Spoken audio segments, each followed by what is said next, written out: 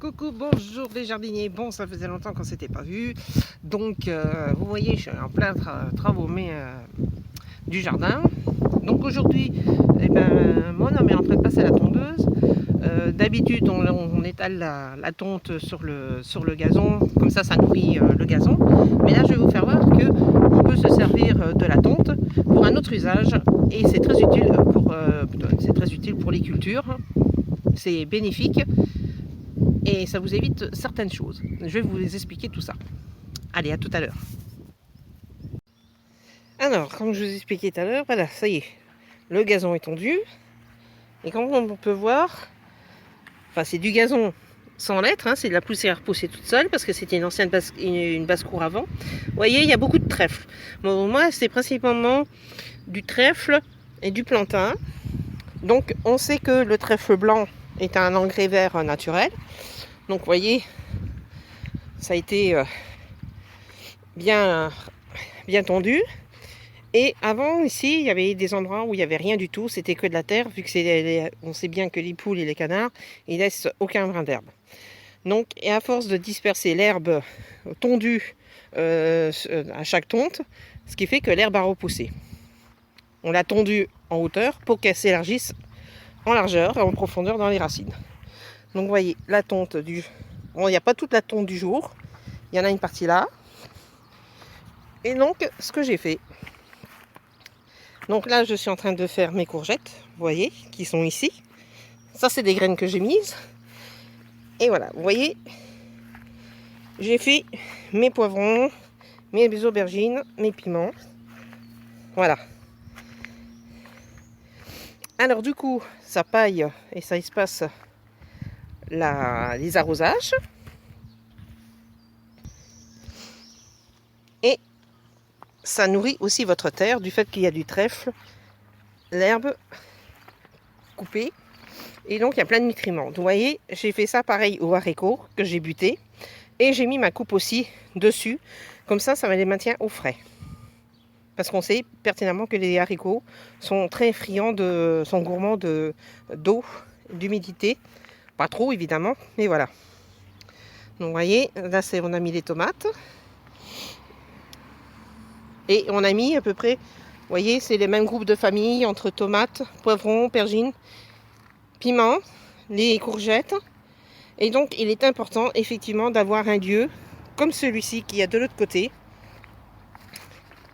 Vous voyez, il y a mon fenouil, c'est très mellifère aussi. Donc c'est important d'avoir un bout de carré en friche. Comme ici, vous voyez, il y a des fleurs sauvages, des fleurs naturelles. Il y a un peu de tout en fait. Des orties qui sont, on sait évidemment les vertus qu'elles possèdent. Parce que là, ça grouille d'insectes. Coccinelles, de petites bêtes en tout genre. Et tout ça, ça abrite les insectes auxiliaires qui sont nécessaires à l'équilibre et au maintien de votre jardin. En fait, si vous voulez, c'est là où il y a tous les insectes qui s'occupent de mon jardin, qui mangent les pucerons et tout ça. Et j'ai aussi un hérisson qui trouve sa nourriture là-dedans.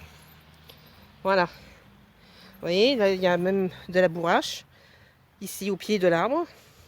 Alors ce que j'ai fait, c'est à l'automne, quand les tiges sont fanées, j'ai paillé en fait le pied de l'arbre et vous voyez, ça repoussait tout seul.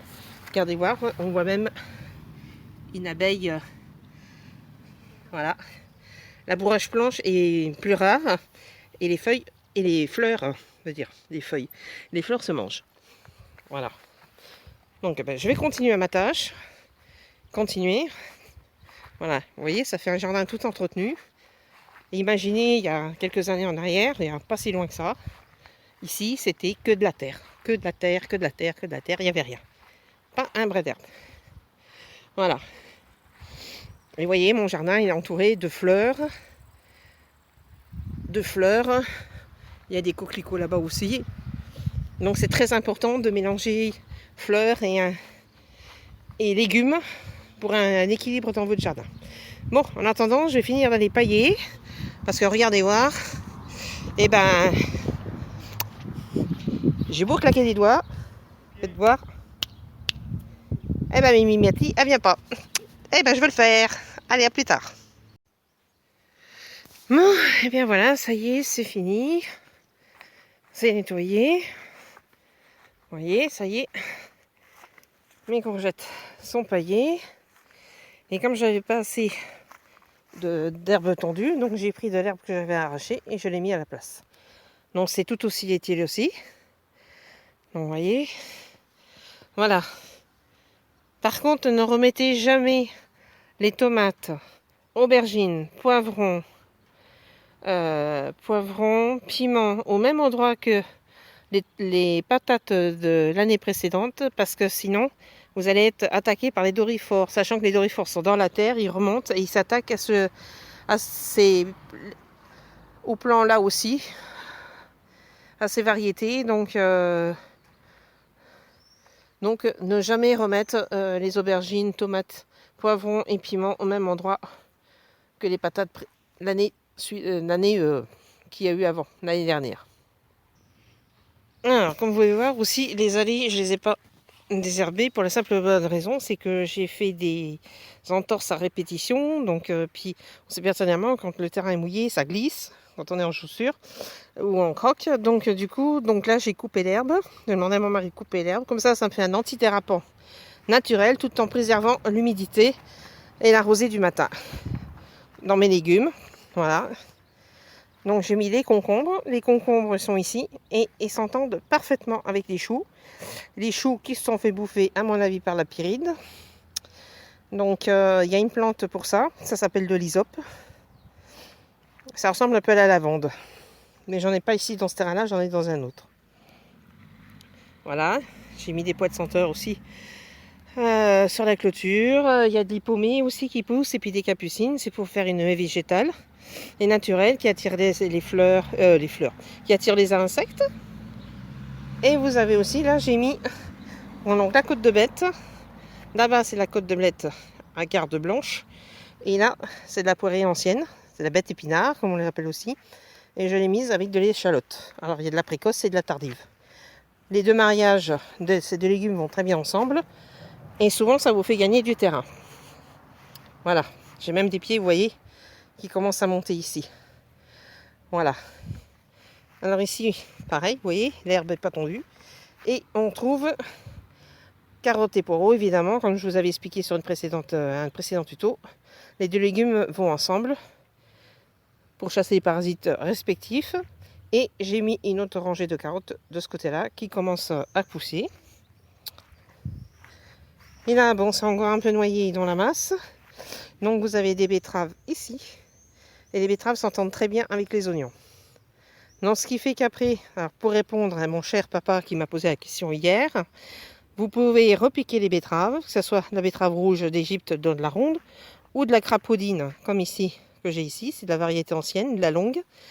Donc vous pouvez repiquer vos betteraves entre les oignons. Les deux légumes sont des légumes amis, donc il n'y a aucun problème. Vous aurez un très bon rendement. Voilà.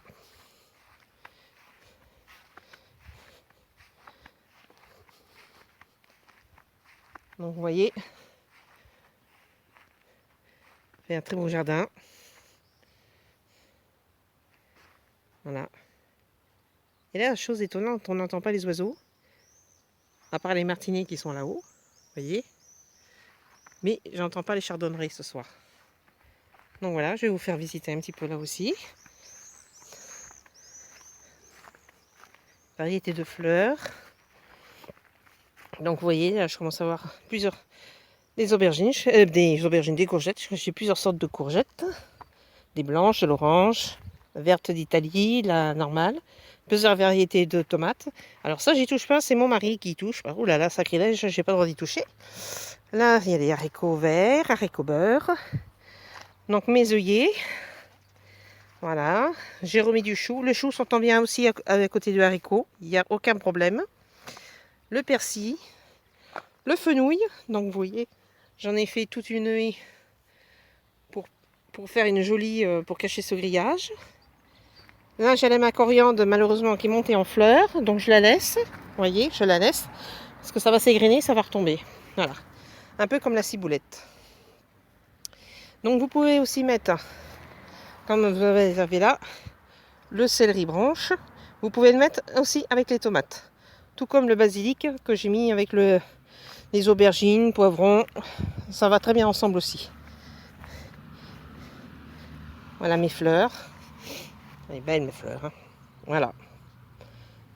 Donc, et mes framboisiers qui sont ici, qui font une bordure derrière mon fenouil. Et vous voyez, l'un va très bien avec l'autre. Ça s'accorde très bien aussi. Donc voilà.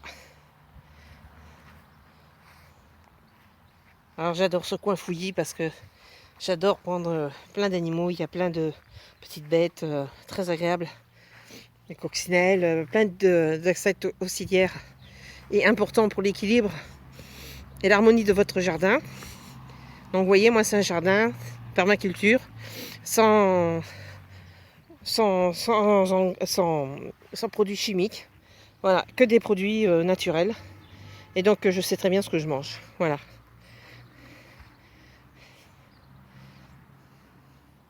Bon, ben, je vais ranger les outils parce qu'ils ne vont pas se ranger tout seuls. Voilà.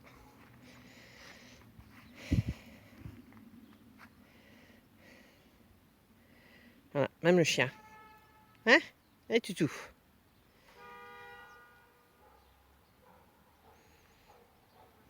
Voilà.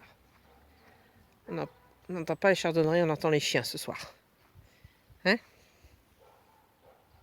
Voilà, et ben j'espère que ce petit tuto vous aura plu. Donc, je en ferai d'autres pour d'autres conseils. Et il faut que je reprenne tout ça. Puis en attendant, je vais aller prendre une bonne douche. Et n'hésitez pas à me poser des questions, aller sur ma chaîne YouTube, les jardins de compagnie, les jardins de Carole et compagnie, je veux dire, ça y est, je sais plus, j'ai Alzheimer. N'hésitez pas à y aller. Et j'ai aussi une page de Facebook qui porte le même nom. Donc vous pouvez y aller voir, vous y abonner, il n'y a pas de souci. Voilà, ça sera avec plaisir de vous accueillir, parmi nous. Donc, voyez, hop, je suis ça, je suis dans les orties. Voilà, bon ben écoutez, je vous souhaite une bonne soirée. Et puis, allez, bye les jardiniers, je vous embrasse.